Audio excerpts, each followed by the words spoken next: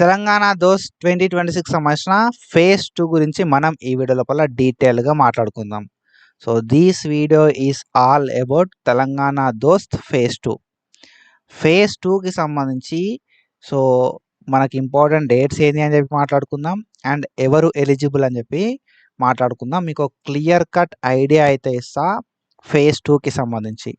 So, చాలా important things అనేది ఈ వీడియో లోపల కవర్ అవుతాయి. కాబట్టి ఈ వీడియోని ఎక్కడ కూడా స్కిప్ చేయకుండా చూడు.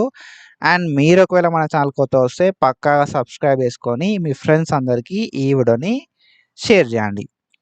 And when comes to Telangana దోస్త్ ఫేజ్ 2 మనకు ఫేజ్ 1కి సంబంధించిన అలాట్మెంట్స్ అయితే రిలీజ్ కావడం అయితే జరిగింది అన్నట్టు. ఫేజ్ 1 అలాట్మెంట్స్ అనేది మనకు 14th May 2026 రోజు రిలీజ్ కావడం అయితే జరిగింది.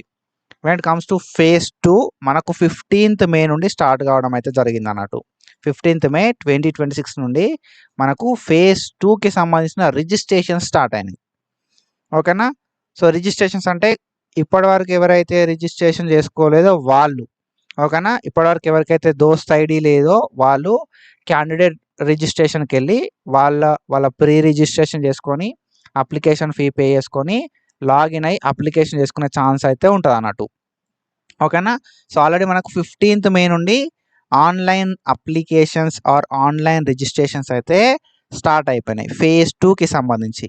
ఓకేనా. ఫేజ్ 1 లోపల నేను రిజిస్ట్రేషన్ చేసుకోలేదు బ్రో, ఫేజ్ 1లో రిజిస్ట్రేషన్ చేసుకుంటూ మిస్ అయింది బ్రో, ఓకేనా అనుకున్న ప్రతి ఒక్కరు కూడా 15th May 2026 వరకు రిజిస్ట్రేషన్ అంటే 15th May 2026 నుండి రిజిస్ట్రేషన్స్ అయితే స్టార్ట్ అయిపోయినాయి. మనకు రిజిస్ట్రేషన్ చేసుకోవడానికి ఎప్పటిదాకా టైం ఉంది అంటే మరి 25th May 2026 దాకా టైం అయితే ఉంది. ఓకేనా. 26th May 2026 దాకా మనకు ఫేజ్ 2 లోపల మీరు రిజిస్ట్రేషన్ చేసుకోకపోతే రిజిస్ట్రేషన్ చేసుకోవడానికి టైం అయితే ఉంది. ఈ రిజిస్ట్రేషన్ అంటే ఏంది అని అంటే మనం సో సింపుల్గా రిజిస్ట్రేషన్ ఇస్ నథింగ్ బట్ మనకు సంబంధించిన కొన్ని డీటెయిల్స్ ఇవ్వాల్సి ఉంటుంది అన్నట్టు. కొన్ని డీటెయిల్స్ ఇస్తే క్యాండిడేట్ ఐడి అనేది జనరేట్ అవుతుంది. ఓకేనా. సో క్యాండిడేట్ ఐడి అనేది జనరేట్ అయిన తర్వాత క్యాండిడేట్ ఐడిని యూజ్ చేసుకొని మనం పేమెంట్ అనేది చేయాలి.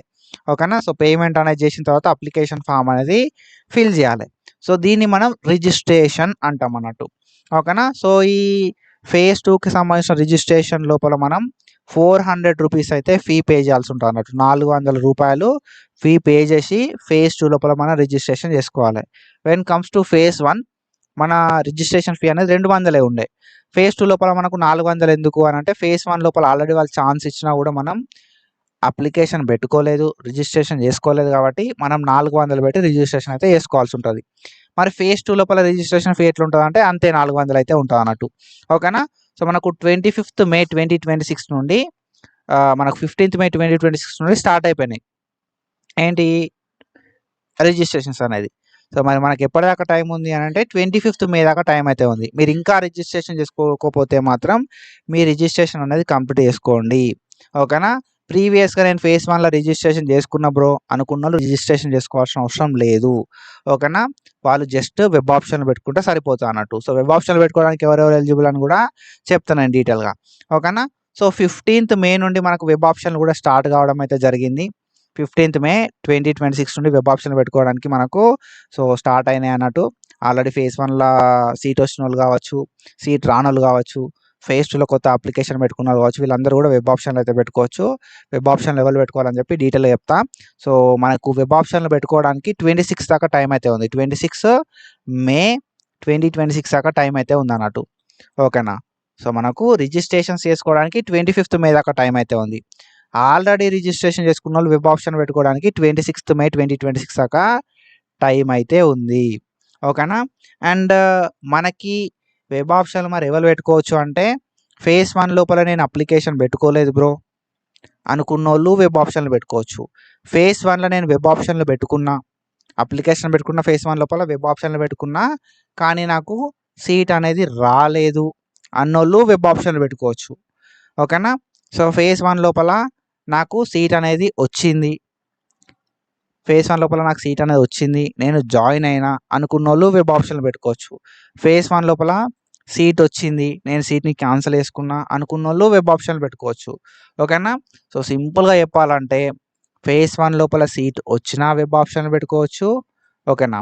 ఫేజ్ 1 లోపల సీట్ అనేది వచ్చినా వెబ్ ఆప్షన్లో పెట్టుకోవచ్చు, ఫేజ్ 1 లోపల సీట్ రాకపోయినా వెబ్ ఆప్షన్లో పెట్టుకోవచ్చు, ఫేజ్ 1 లోపల సీట్ వచ్చి క్యాన్సల్ చేసుకున్న వెబ్ ఆప్షన్ పెట్టుకోవచ్చు. ఓకేనా. So every one can give web options.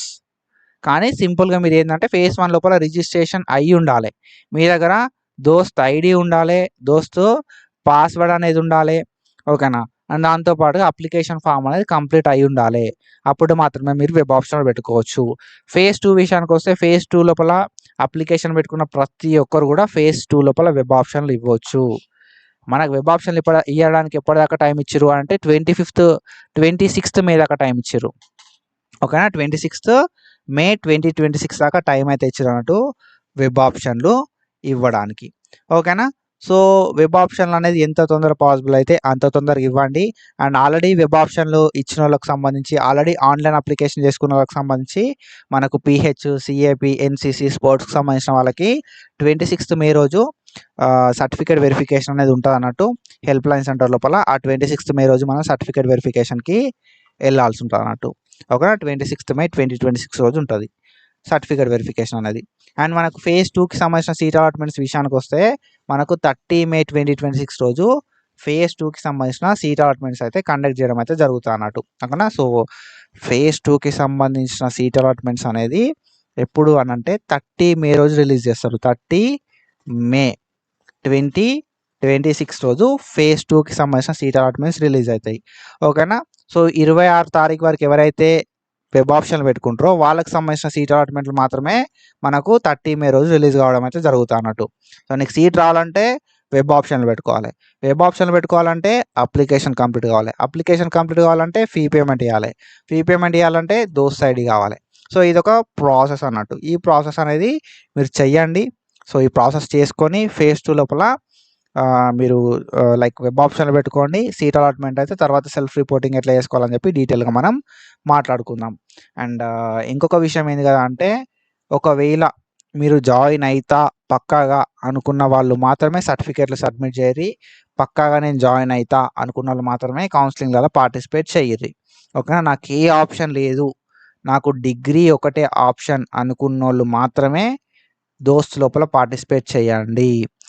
నేను నర్సింగ్కి పోతా, నేను ఏహెచ్ఎస్కి పోతా, నేను బీటెక్కి పోతా, ఓకేనా, నేను ఫార్మసీకి పోతా, ఫార్మ్ డీకి పోతా అనుకున్న వాళ్ళు డిగ్రీకి రాకండి. ఎందుకు అని అంటే ఒకసారి నీకు సీట్ అలాట్మెంట్ అయ్యింది అంటే నువ్వు కాలేజ్కి పోయి రిపోర్టింగ్ చేయాలి. రిపోర్టింగ్ చేయకపోతే సీట్ అనేది క్యాన్సల్ అవుతుంది డిగ్రీకి సంబంధించి.